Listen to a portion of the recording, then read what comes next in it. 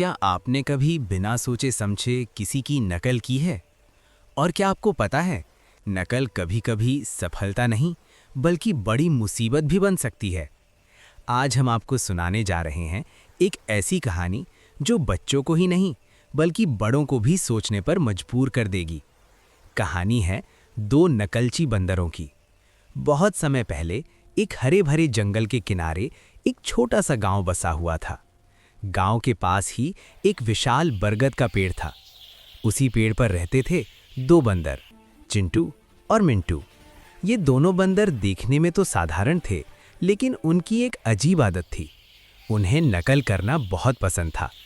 जब गांव वाले कुएं से पानी भरते तो चिंटू और मिंटू भी बाल्टी उठाने लगते। किसान हल चलाता तो दोनों लकड़ी घसीटने लगते। बच्चे किताब लेकर पढ़ते तो ये सूखे पत्तों को उलट पलट कर खुद को विद्वान समझने लगते। कछुए बोला, बच्चों, बिना समझे नकल करना ठीक नहीं। चिंटू बोला, अरे कछुआ बाबा, नकल से ही तो हम आगे बढ़ेंगे। एक दिन गांव का एक बढ़ई बरगद के नीचे लकड़ी चीर रहा था। लकड़ी के बीच कील फंसाकर वो पानी पीने चला गया। बस फिर क्या था, दोनों बंदर बोले, हम भी यही करेंगे। मैं बैठता हूं, तुम कील निकालो। जैसे ही कील निकली, लकड़ी बंद हुई और चिंटू की पूंछ फंस गई। चिंटू दर्द से बोला, आह आह। बढ़ई ने किसी तरह चिंटू को बचाया और गुस्से में बोला, बिना समझे नकल करोगे तो यही अंजाम होगा। दोनों बंदर शर्मिंदा होकर वहां से भाग गए। कुछ दिन बाद गांव में मेला लगा।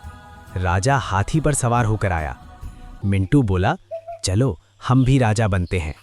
दोनों ने पत्तों का मुकुट बनाया और खुद को जंगल का राजा घोषित कर दिया। चिंटू बोला, सब जानवर हमारे लिए फल लाओ। शेर गंभीर आवाज में बोला, राजा बनने के लिए समझ चाहिए, सिर्फ नकल नहीं। एक दिन उन्होंने लोगों को नदी पर पुल बनाते देखा। बिना ज्ञान, बिना योजना उन्होंने भी लकड़ियों से पुल बनाया। पुल टूट गया और दोनों नदी में गिर पड़े।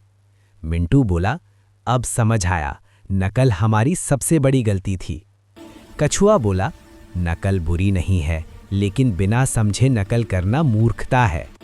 चिंटू बोला, अब हम सीखेंगे फिर करेंगे। मिंटू बोला, अब नहीं करेंगे अंधी नकल। उस दिन के बाद चिंटू और मिंटू बदल गए। उन्होंने मेहनत, अनुशासन और समझदारी सीखी। अब वे नकलची नहीं, बल्कि समझदार बंदर कहलाने लगे। इस कहानी से हमें ये सीख मिलती है, नकल करो लेकिन सोच समझकर।